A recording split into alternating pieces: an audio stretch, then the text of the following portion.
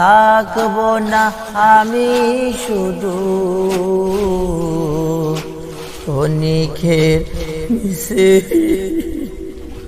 জীবন।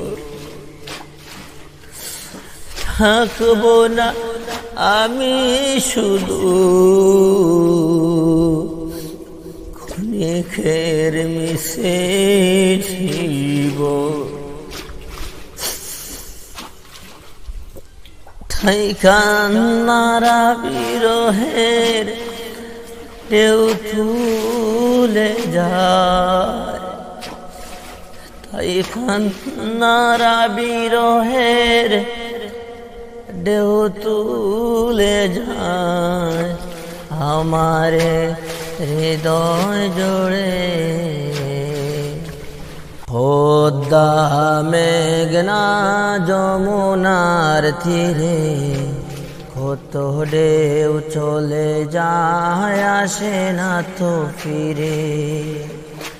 পদ্মা মেঘনা যমুনার তীরে কত ঢেউ চলে যায় আসে না তো ফিরে। পদ্মা মেঘনা যমুনার তীরে কত ঢেউ চলে যায় আসে না তো ফিরে। তেমনি আমিও হারিয়ে যাব, তেমনি আমিও হারিয়ে যাব, আসবো না কবু ফিরে। পদ্মা মেঘনা যমুনার তীরে কত ঢেউ চলে যায় আসে না তো ফিরে। পদ্মা মেঘনা যমুনার তীরে কত ঢেউ চলে যায় আসে না তো ফিরে। কত মায়া স্নেহ প্রীতি কত স্মৃতি গানে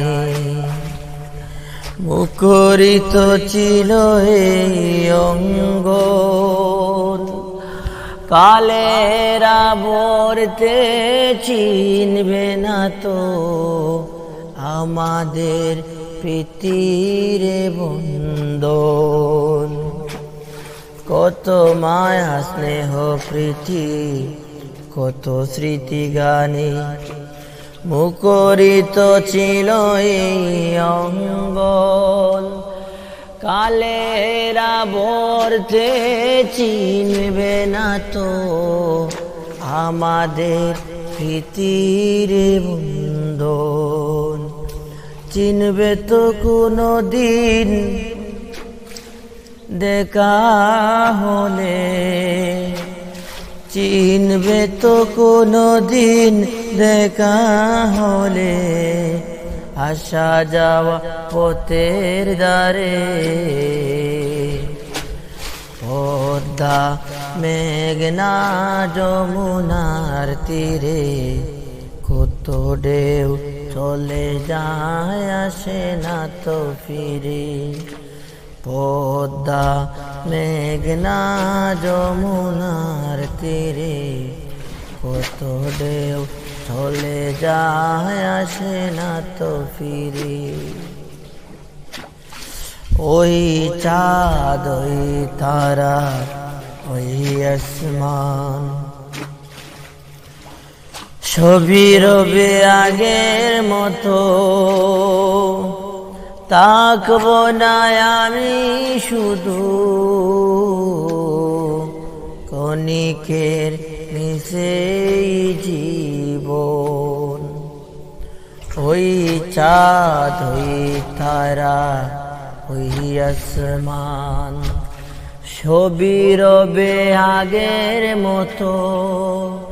থাকবো না আমি শুধু ক্ষণিকের মিশে জীবন। থাকবো না আমি শুধু সুখের মিশে জীবন ঠাইখানারা বিরহের ঢেউ তুলে যায় ঠাইখানারা বিরহের ঢেউ তুলে যায় আমারে হৃদয় জোড়ে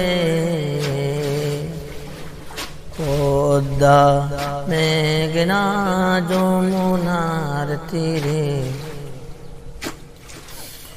কত ঢেউ চলে যায় আসে না তো ফিরে পদ্মা মেঘনা যমুনার তীরে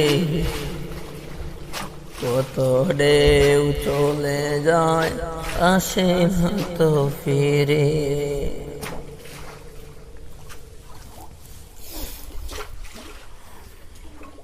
এই দুনিয়াত আসলে আমরা কেউ কোনোদিন চিরস্থায়ীভাবে থাকবো না।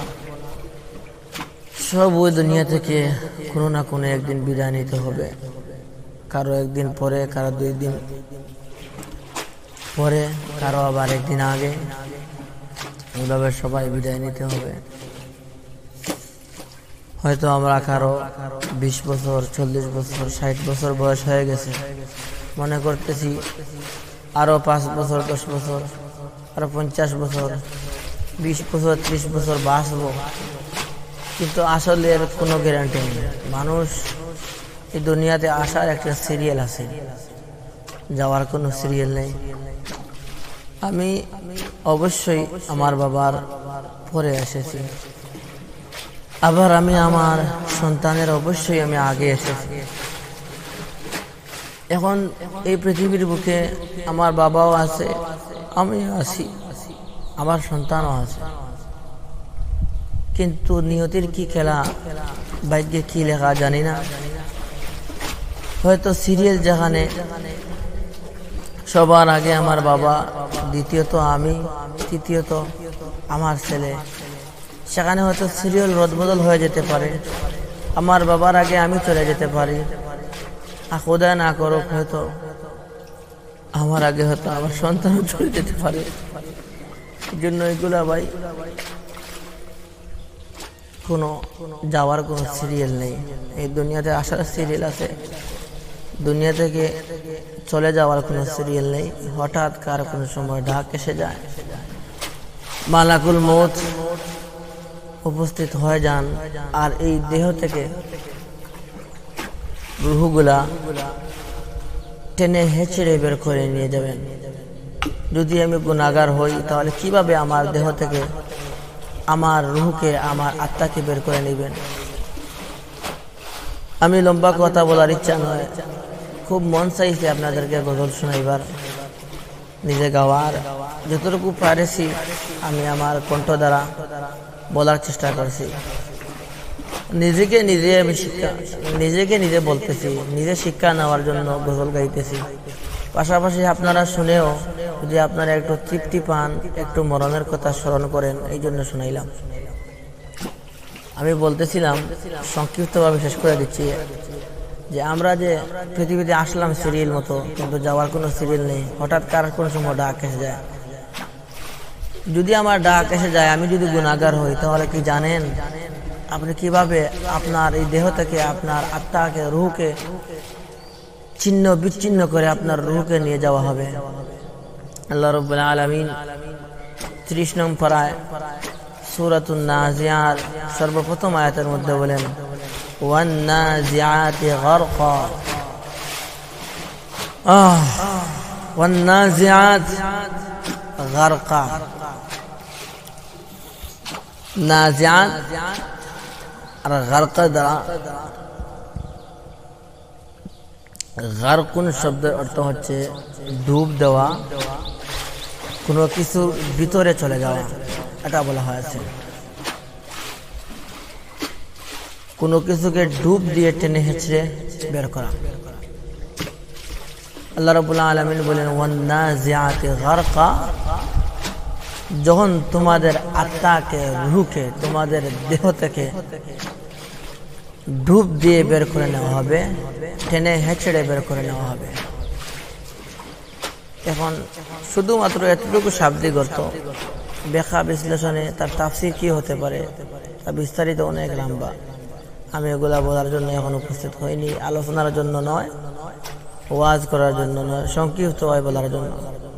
একটি আয়াত স্মরণে এসে গেল, বললাম। এখন যদি এই আয়াত সম্পর্কে বলি অনেক লম্বা হয়ে যাবে, তবে আরেকটু বলি বোঝানোর জন্য। ডুব দিয়ে আমার দেহ থেকে আত্মাকে যে বের করে নেওয়া হবে, টেনে হেঁচড়ে বের করে নেওয়া হবে, এটা মানে কি? অর্থাৎ গুনাহগারের আত্মাকে এইভাবে বের করে নেওয়া হবে।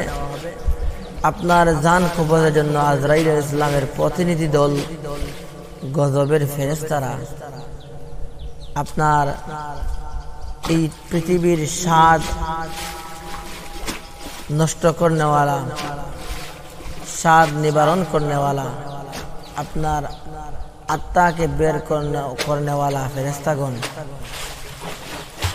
তারা আসবেন আর আপনার দেহের ভিতরে তারা প্রবেশ করে দিবেন।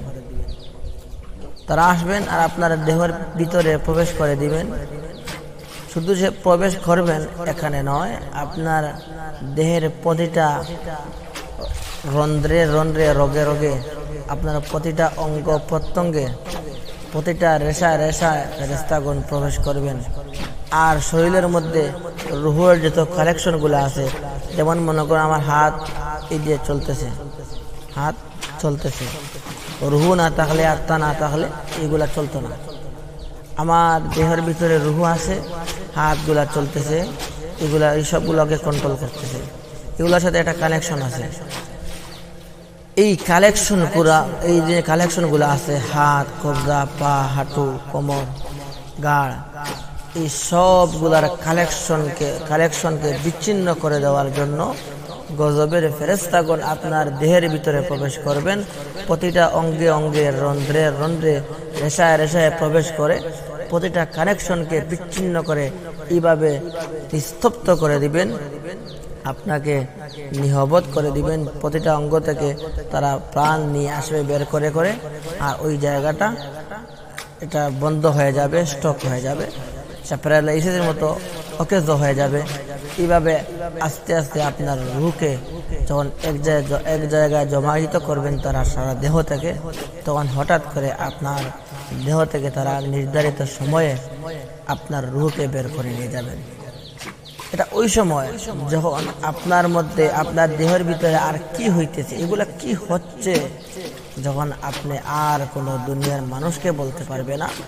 অর্থাৎ যখন সাকরাত শুরু হয়ে যাবে, মালাকুল মউত যখন আপনার সামনে উপস্থিত হয়ে যাবেন, তখন আপনি শুধু চোখ লড়াইতে থাকবেন আর হাত পা গুলা লড়াইতে থাকবেন, মুছড়াইতে থাকবেন। এগুলা মানুষ দেখবে, কিন্তু বাস্তবতায় আপনার যে কতটুকু কষ্ট হচ্ছে, এগুলা শুধুমাত্র ওই মৃত্যুর স্বাদ বহনকারী, মৃত্যুর স্বাদ এই যে গ্রহণ যিনি করবেন, স্বাদ উপভোগ করবেন, এই মুহূর্তে যে ব্যক্তি শুধু তিনিই বলতে পারবেন।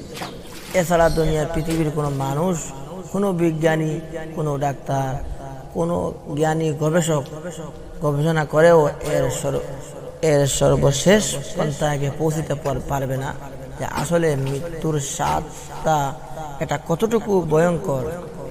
কোনো জ্ঞানী বিজ্ঞানী তার নিজের ভাষা দ্বারা সে এটা উপস্থাপন করতে পারবে না, বলতে পারবে না এতটুকু কষ্ট হয়।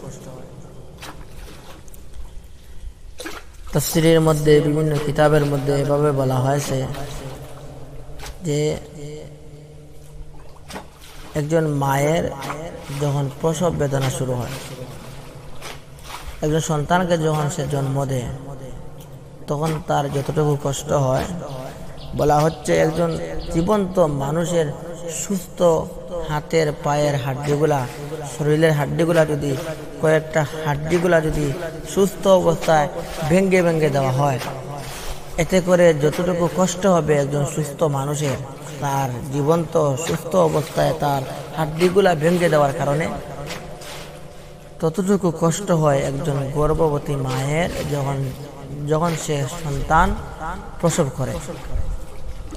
কিন্তু তো ওই মহিলা তো মরে যান নাই, যিনি ইন্তেকাল করে ফেলেন ওনার বেলায় তো মৃত্যুর স্বাদ তিনি গ্রহণ করেছেন, কিন্তু উনি তো মরেন নাই, উনি বেঁচে ফিরেন, সন্তান জন্ম দেওয়ার পরে বেঁচে ফিরেন। কিন্তু তাফসীরবিদগণ এটা ব্যাখ্যা দিয়েছেন যে এতটুকু তাদের কষ্ট হয়। তাহলে একটু ভাবুন, একজন মানুষ ইন্তেকাল করলো না, একজন সন্তান প্রসব করতে গিয়ে জন্ম দিতে গিয়ে তার যদি এতটুকু কষ্ট হয়, তাহলে যখন মানুষ ইন্তেকাল করে তখন ওই মৃত ব্যক্তির, ওই মৃত্যুর স্বাদ গ্রহণ করাওয়ালা ব্যক্তির কতটুকু কষ্ট হতে পারে আপনারা একটু বিবেচনা করে দেখুন। যাই হোক, আল্লাহ তাআলা আমাদেরকে মৃত্যুর আগে আগে হুঁশিয়ার হয়ে সচেতন হয়ে আল্লাহর ইবাদত বন্দেগী করার, আল্লাহমুখী আল্লাহর দিকে রুজু হয়ে আল্লাহর ইবাদত করার, ইহদিনাস সিরাতাল মুস্তাকিমের উপরে কায়েম আর দায়েম থাকা, এই রাস্তা ধরে জান্নাত পর্যন্ত যাওয়ার তৌফিক দান করুন। গুনাহ থেকে পাক সাফ হয়ে মৃত্যুর আগে নেকির বোঝা নিয়ে, গুনার বোঝা নয়, নেকির বোঝা নিয়ে আল্লাহর দরবারে উপস্থিত হওয়ার তৌফিক দান করুন। নচেত আমরা জান্নাত লাভ করতে পারবো না। আর জাহান্নামের আযাব কতটুকু ভয়ঙ্কর হবে তা তো আপনারা প্রায় সময় শুনেন, কিন্তু সেটা অনুভব করেন না, কি যে হবে এটা নিয়ে ভাবেন না। দুনিয়ার ক্ষেত্রে দেখেন, সামান্য একটু আগুন যদি আঙ্গুলের মধ্যে লেগে যায়, আপনি 1 সেকেন্ড রাখতে পারেন না, আপনি কেমন মানুষের কেমন চামড়া, আপনার কি যে কষ্ট হয়। আর জাহান্নামের আগুন, সেটা লম্বা কথা, আমি আর কথা লম্বা করতেছি না। এখানে আমি এমন এক জায়গায় বসা, যেখানে আমার মসজিদের একেবারে পাশেই আকালকের হাওর, পিছন থেকে দেখতেছেন হাওরের পানিগুলা ঢেউ দিতেছে, আর আমার পাশেই এখানে মসজিদের সিঁড়ি, ওই মাঠের দিকে হাওরের দিকে মসজিদের সিঁড়ি, এই জন্য পানির ঢেউয়ে শব্দ করতেছে, হয়তো কথা পরিষ্কার বোঝা যাচ্ছে না, কোনো কোনো সময় ক্যামেরার মধ্যেও পানি ছিটাইয়া লাগতেছে, এই জন্য আর ভিডিও লম্বা করতেছি না। মোবাইলটা ভিজে গেছে অলরেডি, এখানে পানি লেগেছে। আপনারা আমার জন্য দোয়া করবেন। আল্লাহ সবাইকে সুস্থ রাখুন, ভালো রাখুন। আসসালামু আলাইকুম।